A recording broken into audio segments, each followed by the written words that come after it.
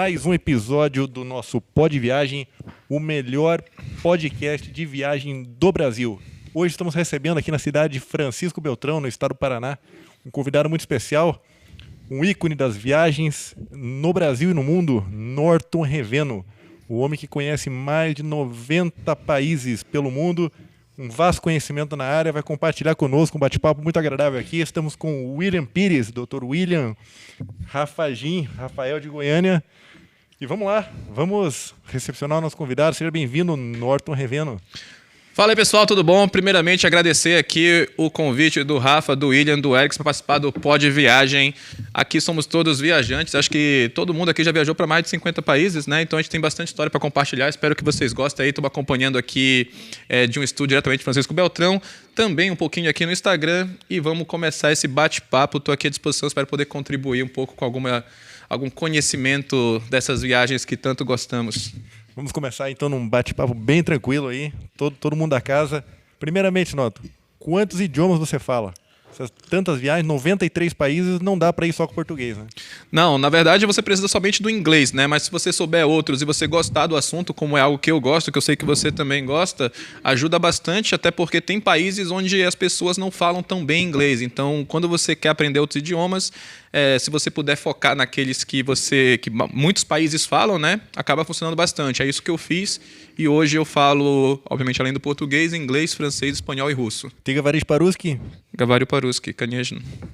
Muito bom. Bora lá. William, fica à vontade aí, o convidado é seu. Que país que você foi desses 93 que travou que o inglês não deu? Que você falou assim, lascou agora. Cara, a China acho que foi um exemplo onde o inglês realmente não funcionava. E aí, uma dica que eu dou é sempre você procurar os restaurantes que tem no menu, né, no cardápio, foto. Era o que salvava.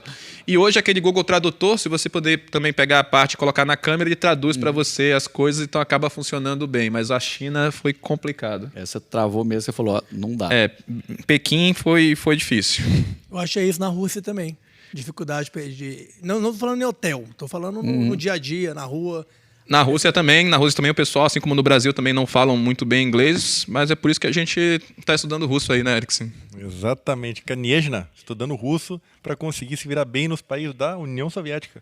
Inclusive, vale a pergunta, para não sair do tema, onde é que foi que você aprendeu a falar russo? Eu sei que, primeiramente, a gente se conheceu na Rússia, né? Vamos deixar claro isso aí. Uhum.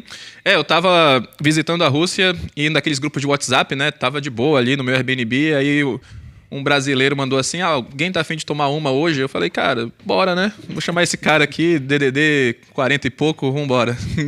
E foi assim que a gente se conheceu. Mas o russo, embora pra gente aqui do Brasil não pareça um idioma tão importante, hoje até pelas questões geopolíticas não tá tão em moda, mas é um idioma muito importante mundial, porque tem muitos países que falam, todos esses que eram ex-União Soviética, embora eles tenham a própria língua deles, muitos dos seus habitantes falam russo. Então você consegue falar russo numa série de países, como Rússia, Ucrânia, Cazaquistão, Belarus, Tajiquistão, Uzbequistão, e com pessoas mais velhas de Letônia, Estônia, aqueles países todos, Moldávia. Então tem muitos países, é uma das 6 línguas oficiais das Nações Unidas, e por isso que acaba sendo bem útil para quem viaja, quem gosta de viajar, explorando diversas partes do mundo. Inclusive, o William e o Rafael tiveram na Rússia também, então é um país comum a todos nós, né? É um país que todos nós gostamos, né? Esse bate-papo que a gente faz de bastidor aí, que valeu a pena. Você foi na Copa do Mundo lá, né, Rafael? Na Copa do Mundo, e quanto à língua, foi uma dificuldade muito grande que eu tive lá. Não só para comunicar, mas para pegar Uber, pegar táxi, pesquisar por conta das letras lá. Lá eu tive muita dificuldade com comunicação. E o inglês lá era só em hotel, em restaurante. No dia a dia, a gente apanhava lá. Pelo menos eu apanhava lá. E não é um país que está muito na moda agora, né? Você perguntou como foi que eu aprendi. Eu comecei baixando aplicativo para aprender o alfabeto, que o alfabeto cirílico é diferente do nosso, mas depois eu fui morar na Bielorrússia por 2 meses para estudar por meio período o idioma, porque eu gosto de aprender idioma assim. Eu gosto de ter uma noção básica da parte de gramática, até para me dar confiança no que eu vou falar, e depois praticar. assim, os pássaros aprendem a voar voando, você vai aprender o idioma falando. Então, quando eu vou para um país, eu procuro ter uma noção desse idioma, até mesmo estudar esse idioma e ir praticando mesmo, me virando num restaurante. As pessoas vão falar inglês com você porque você está falando o idioma meio travado ali no começo, mas não desiste, insiste e dessa forma você vai melhorar cada vez mais e a parte do estudo do idioma acaba te dando uma confiança para você poder falar ele cada vez mais e ir melhorando progressivamente. Inclusive, teve aquele lance lá que você deu aula para crianças russas ou de Belarus. Não, foi. Na verdade, eu morei 2 meses na Bielorrússia em 2016, fazendo aula de russo meio período, e depois eu fui morar na Rússia no inverno. Eu consegui um trabalho, eu estava num período de licença não remunerada, na época que eu trabalhava na Petrobras. Trabalhei 10 anos como engenheiro de petróleo na Petrobras, hoje eu tenho minha própria empresa, mas naquela época eu peguei uma licença não remunerada para dar aula de inglês para as crianças por 3 meses. Na verdade, foi uma licença bem maior, mas por 3 meses eu resolvi morar em Moscou e dar aula de inglês para a criançada aí. Tudo certo aí? Eu acho que eu bati um pouco no fio do microfone, do fone aqui, mas tá tudo certo. Tá tranquilo. Aproveitando a gente conversando sobre língua, uma coisa que muita gente fala, eu não cheguei a reparar tanto, você vê que o inglês não é muito bem falado, não é muito falado na Rússia, na China também, quando eu fui para No Brasil. No Brasil também. Já na Europa não. Na Europa quase todos os países falam inglês normalmente. Mas muita gente comenta que em Paris, pelo menos, eles têm uma certa discriminação no inglês e tentam focar sempre no francês. Todo mundo fala isso, eu não cheguei a reparar tanto.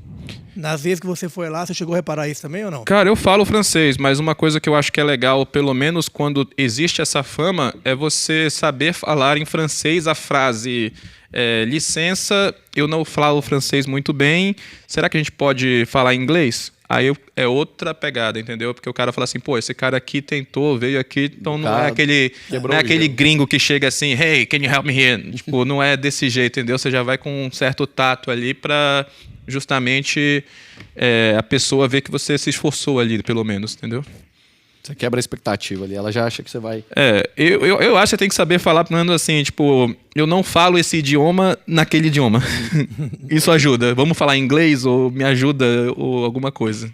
Agora, isso que o Rafael colocou, né, da França, pelo menos lá, eles entendem o inglês. Eles não vão falar inglês se eles não quiserem. Agora, nós estamos indo, Pod Viagem está indo para a África agora, vamos para a África, Deep Africa, nós vamos ali para Uganda, William.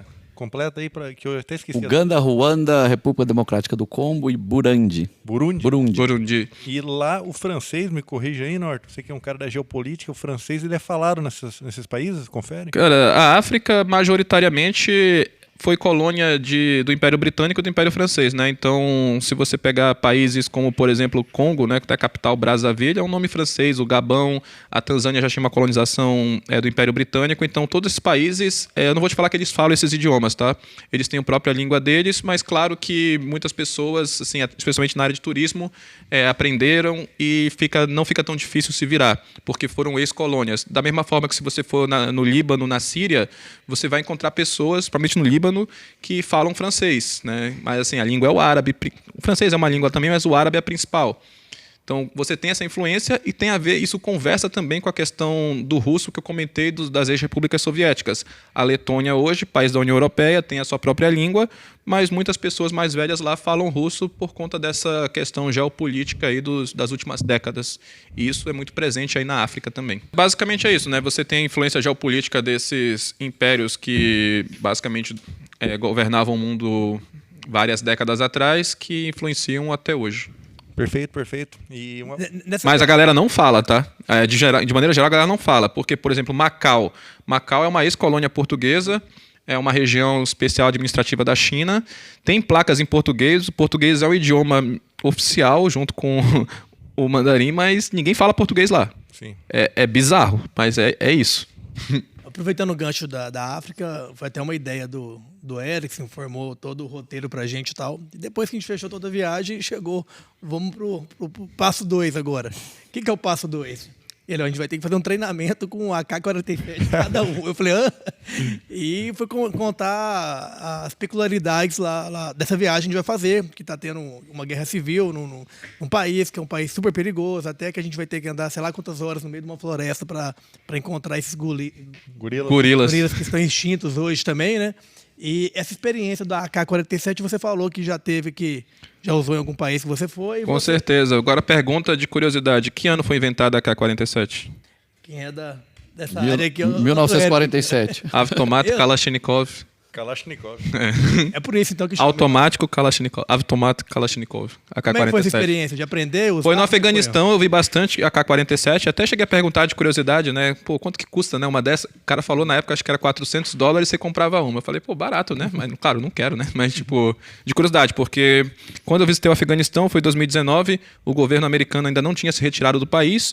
Então, era basicamente o governo afegão comandando boa parte do país, mas o Talibã ganhando espaço em várias áreas. E o objetivo do Talibã era recuperar o controle do país. O governo afegão era basicamente suportado pelos Estados Unidos, mas não tinha coesão alguma. Afinal, tanto quando os americanos saíram, o próprio Talibã, num piscar de olhos, reassumiu o controle do país. Mas, assim, era uma situação de conflito, uma situação tensa até quando eu visitei. Diria que hoje está mais tranquilo visitar, embora seja só o Talibã. É um governo só. Aí não tem disputa. Ia perguntar de país violento, né? Mas pegando essa deixa do Afeganistão, o que você falou que tenso lá? Me descreva detalhes dessa tensão lá que você viu. A tensão lá é porque... Você está tendo uma guerra, né? Civil. Exato. A tensão no Afeganistão era muito mais voltada ao fato de estrangeiro ser moeda de troca em caso de sequestro, né? Porque o Talibã tinha seus prisioneiros políticos, né? Pelo próprio governo americano /afegão. E quando tem um estrangeiro, se esse estrangeiro é sequestrado, ele acaba meio que virando moeda de troca em troca de prisioneiros do próprio Talibã. Então a gente, quando estava no Afeganistão, tinha que usar roupas locais e passar o mais despercebido possível, visitava ponto turístico, não podia ficar muito tempo, a gente não podia postar nada lá com localização. Tipo, o Instagram não é bloqueado lá, igual na Coreia do Norte, essas coisas. Tipo, lá funciona toda a internet. Na China Só também. que você não deve postar localização. Porque imagina que aquilo ali todo mundo tem acesso. Então, seria basicamente você virar uma isca fácil, né? A gente chegou a visitar regiões, especialmente ali na cidade de Mazar-e-Sharif, que fica mais próximo com a fronteira do Uzbequistão, onde é uma região mais dominada pelo Talibã, menos pelo governo afegão, que era a capital. E ali era num lugar, no outro, bem rápido, assim, passando e já indo pro hotel. E o hotel parecia uma fortaleza. Tinha muro de 3, 4 metros de altura, guarita com cara com AK-47, era um negócio... e um detalhe, a gente só saía depois das 10 da manhã, porque se houvesse algum ataque do Talibã, ataque terrorista, né? Porque eles queriam desmoralizar o governo afegão, então eles atacavam com ataques terroristas, especialmente no começo da manhã, que é quando as pessoas estão indo para o trabalho, para que haja o maior número de vítimas. Então a gente só saía depois das 10 da manhã, e a gente foi depois das eleições. Ou seja, embora fosse um lugar de risco, tomamos as precauções necessárias. Excelente, excelente. O Rafael mandou uma pergunta aqui para mim, ele mandou por baixo da mesa aqui.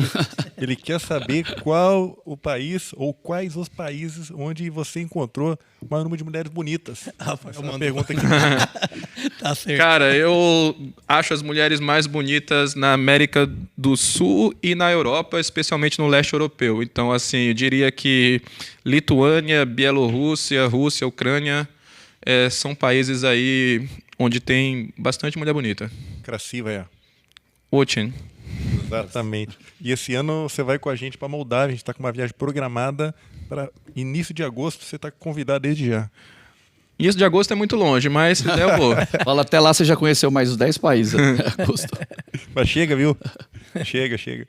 Não, mas eu não tô mais nessa pilha de acelerar tanto. Eu tinha uma meta de 30 países até os 30 anos, hoje eu tenho 35.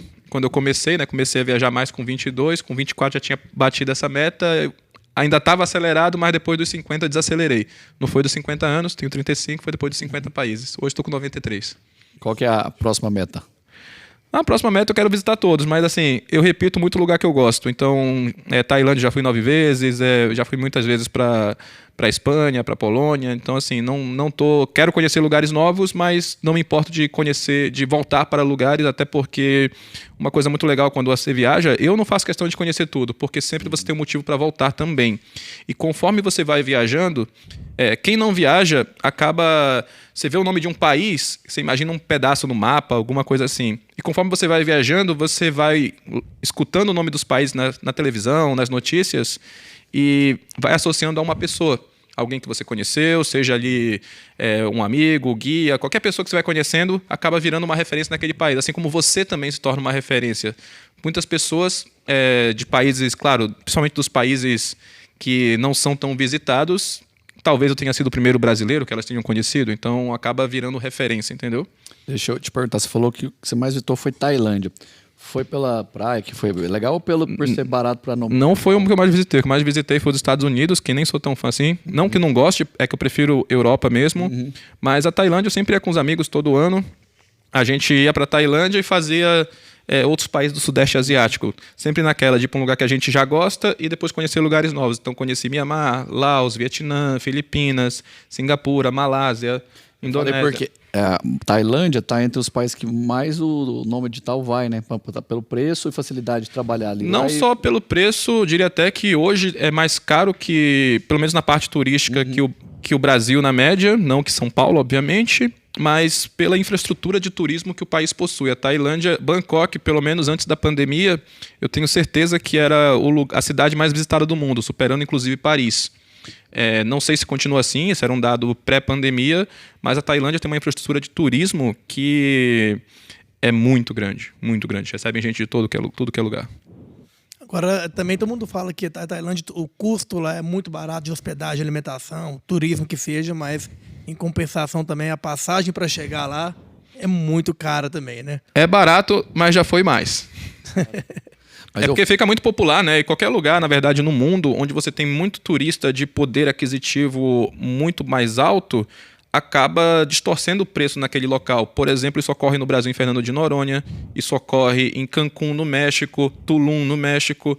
O preço lá não é preço de México, o preço lá é preço de Estados Unidos. Então, assim, tem essas particularidades. Se você for para lugares da Tailândia onde a população normalmente vive, é super barato. Se você vai para as ilhas mais turísticas, você tem um preço um pouco mais elevado, entendeu? E porque a hospedagem era muito em conta, em compensação, por exemplo, em Copipi, e no resort lá, que o preço era igual ao preço do Brasil, o preço de muitos outros lugares que... Sim, é mais ou menos isso, Mas isso é maneira geral, né? Um lugar muito turístico acaba tendo os preços sendo refletidos pelo público que o frequenta. Eu fiquei completando só de valores que vocês falaram de hotel.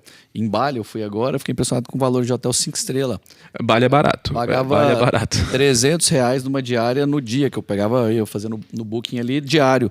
Isso me impressionava, eram hotéis muito bons. Não, Bali me surpreende nesse sentido também de hotéis não só muito bons, mas com uma arquitetura, o banheiro do lado de fora, parece um jardim, assim, R$300 a diária para um negócio que no Brasil seria tranquilamente mais de 1.000. Certeza, fato. Viu, Norton? É interessante agora, eu te conheço há anos já. Você formou na USP, Universidade de São Paulo, engenheiro, começou a trabalhar na Petrobras por anos, largou tudo para ir para o mundo digital. Hoje você está muito bem estruturado. E eu queria que você falasse um pouco aqui, para quem está assistindo a gente, para o nosso podcast, qual é a tua especialidade no mundo digital hoje, no que você ajuda as pessoas, qual é a tua praia hoje no mundo digital? Não, perfeito, né? Como você comentou, trabalhei 10 anos na Petrobras como engenheiro de petróleo, concursado, pedi demissão em 2020 para me dedicar à educação financeira relacionada aí às milhas e aos cartões de crédito, para que as pessoas possam ganhar mais dinheiro e, claro, viajar muito mais. Até por isso que eu gosto bastante de viagem e gosto de ensinar como viabilizar isso de uma maneira melhor para as pessoas. Afinal, a partir das próprias compras e dos hábitos de consumo, muitas pessoas não têm a ideia do quanto de pontos ou milhas elas podem acumular, que elas podem usar para viajar sem precisar pagar a passagem, pagando a taxa de embarque, obviamente. Diria que, na média, sendo até um pouco conservador, a cada R$1.000 que você gasta por mês, estamos falando aí de umas 10 mil milhas ao final de um ano. Eu paguei para vir para o Paraná 8.200 milhas de São Paulo. Então, assim, foi uma passagem que eu não precisei tirar do meu bolso, apenas através dos meus hábitos de consumo. E hoje eu compartilho muito desse conhecimento, tanto no Instagram como no YouTube, e tenho uma empresa voltada a essa educação financeira. E eu vou te fazer a pergunta que nós já estávamos conversando e que muita gente faz. Qual é o melhor cartão de crédito do Brasil hoje? Essa pergunta muita gente faz, mas, de novo, às vezes melhor do que a resposta é a própria pergunta, porque a questão não é o melhor cartão de crédito, já que existem muitas opções e muitos tipos de pessoas. Não adianta eu falar que o melhor cartão de crédito é sendo que para você consegui-lo você precisa ter 3 milhões de reais depositados naquele banco. Aí não adianta. Então a pergunta é qual o melhor cartão de crédito para o meu perfil, para o seu perfil. E de maneira geral eu poderia dizer que você faz meio que uma engenharia reversa, porque a grande questão que eu ensino às pessoas é justamente o cartão de crédito ele não ser um vilão, e sim um gerador de riqueza. E algo que gera riqueza é algo que te traz benefícios, te traz dinheiro e que não te traz custos, ou pelo menos te traz menos custos do que benefícios. Então a ideia é você ver quanto que você gasta ou poderia gastar no mês, né, sem aumentar seus gastos, é o que você já gasta, ver qual cartão dentro do seu banco ou outro banco permite que você o obtenha de modo que, com esses hábitos de consumo que você já tem, você não precise pagar anuidade e dessa forma você fica só com a parte boa, que são os pontos acumulados a partir das suas próprias transações, das suas compras do dia a dia. Então, quando você otimiza essa questão e, obviamente, leva em conta também a sua preferência, provavelmente você está com um cartão de crédito mais adequado para o seu perfil. Em resumo, precisa comprar o curso para entender isso aí. Não, é porque eu estou falando aqui, você fala assim, ó, qual o melhor cartão de crédito para quem gasta, sei lá, R$ 8.500 por mês? Não precisa comprar mais. Aí eu te dou uma resposta exata.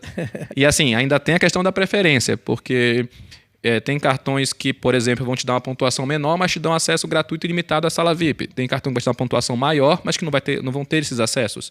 Então, assim, vai depender muito do que você leva como preferência também. O interessante disso é que tem uma diferenciação, pelo menos eu falo quanto a mim, né?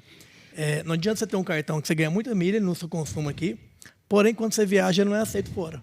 Eu, pelo menos, eu tenho 3 cartões com bandeiras diferentes. O Visa é o que dá menos pontuação para mim, mas eu tenho ele porque todo lugar do mundo aceita Visa. Os que me dão mais são o Diners Club. O Elo não. Tô falando os meus, não, tô falando os meus específicos, não sei do seu, né? O Elo Diners Club e o American Express são os meus. Pessoal, que eu tenho, né? Eu vou deixar ele concluir, mas eu já vou corrigir, tá? Claro, pode concluir aí. Tá. Os que eu tenho, dos 3 que eu tenho, o que dão mais pontuação é o American e o Diners. Porém, não tem como eu sobreviver só com eles fora do Brasil, porque muito lugar não aceita nem o Elo, nem aceita o American Express. Eu tenho um Visa para me salvar fora, entendeu? Tô falando no meu caso pessoal. Eu sou o cara que defendo que você compre tudo no cartão de crédito no Brasil. Fora, eu não recomendo o uso do cartão de crédito, porque você tem o IOF, acabou de baixar, se eu não me engano, agora para 5,38%, vai baixar... 1% só. Nada, então. Não, 5,38%. Não, era 6,38%. Vai baixar 5,38%. Não. Ele tem uma redução gradativa, foi uma medida do governo anterior, onde você tem uma redução gradativa até 2027, 2028, eu não estou lembrado agora da lei exatamente. Para chegar num valor bem mais reduzido. Mas o fato é que, ainda considerando o IOF atual e mais o spread da cotação do dólar, que é cobrado pelos bancos, você acaba tendo um custo da sua viagem 10% mais ou menos acima do que o valor daquela cotação do dólar que você vê no Jornal Nacional, por exemplo, a cotação comercial do dólar, que... Então, assim, a não ser que você ganhe em dólar, você vai ter que pagar algum custo, né? Tanto o spread como o IOF, que é o imposto. Que o spread do Bradesco, da Caixa Econômica, é 5%, Santander é 5,5%. Exatamente. Então, assim, o spread de câmbio, o que é o spread de câmbio? É a diferença entre o dólar que o banco vai cobrar de você e a cotação do dólar comercial. Então, isso é um custo. E tem o IOF, que é o imposto sobre operações financeiras. Você quer minimizar os dois, para poder não pagar mais caro. E as melhores alternativas hoje, e nesse caso dá para ser mais específico, acabam sendo cartões em moeda estrangeira, tá? De débito, mas em moeda estrangeira, onde você vai pagar um spread de câmbio mais ou menos de 2%, que é bem melhor do que os 5% que os bancos cobram normalmente. Inclusive, o Nubank cobra 4%, então assim, até o Nubank não salva nisso. E mais o IOF, que nesse caso ele vai ser de 1,1%. Então você vai estar com um custo de mais ou menos 3%, ao invés de 10%, 11%, 12%, 9% que você teria ao pagar no cartão de crédito. Em que pese o fato de que você, ao pagar no cartão de crédito, ganha sim seus pontos e suas milhas, financeiramente falando, o valor desses pontos e dessas milhas não compensa esse gasto maior que você vai ter. Dessa forma, a gente pode concluir que o Wise, Nomad, BS2 Go, C6 são soluções de cartões em moeda estrangeira que são mais baratas para viagem no exterior e que é o que eu utilizo. São melhores, então, o Wise, que você disse, melhor. Eu gosto mais do dinheiro. Wise porque ele é multimoeda, né? Multimoeda, então assim, você pode comprar moeda barata de qualquer país porque ele tem essa otimização. Sim. Mas eu tenho outros também. Afinal, imagina eu viajo só com o Wise, perco ele na viagem e fico na mão. Então eu sempre levo 2, 3 cartões, ando com um só, ou 2, mas sempre tem um guardado para justamente...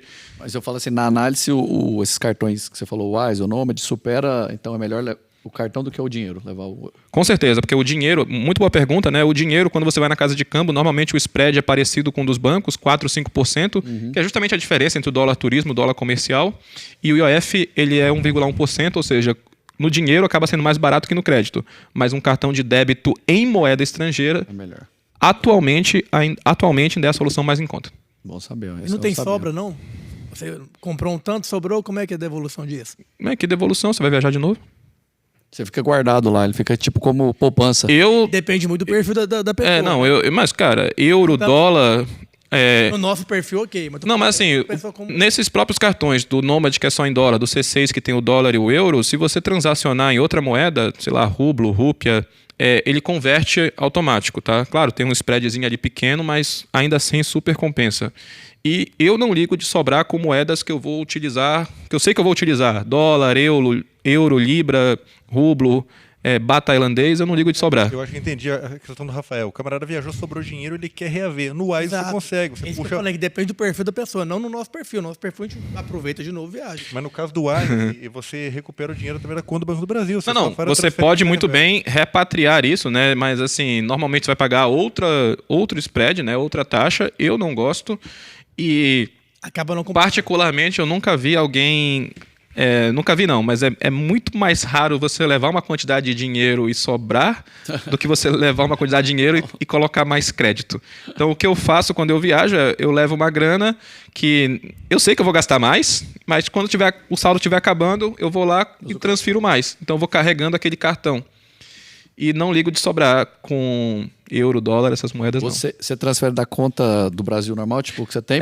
O Wise e C6 são os que eu mais uso. Então, normalmente eu mando para o C6 o dinheiro e compro a moeda estrangeira no C6.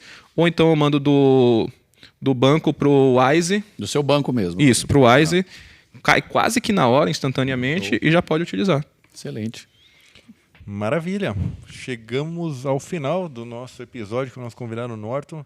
Excelente bate-papo. E palavras finais aí, nosso convidado Norton Reveno. Palavras finais? Pessoal, então acompanhe aí o Pod Viagem, acompanhe também meu perfil Norton Reveno. Aliás, segue todo mundo aqui que está aparecendo aqui nesse vídeo. A gente vai deixar os arrobas aqui. Queria agradecer o convite. Um prazer aí reencontrar o S. A gente se viu a última vez, que faz um tempinho aí, né? Faz um ano e pouquinho. Sim. Conheci agora aqui a rapaziada, super gente boa. Então, obrigado pelo convite.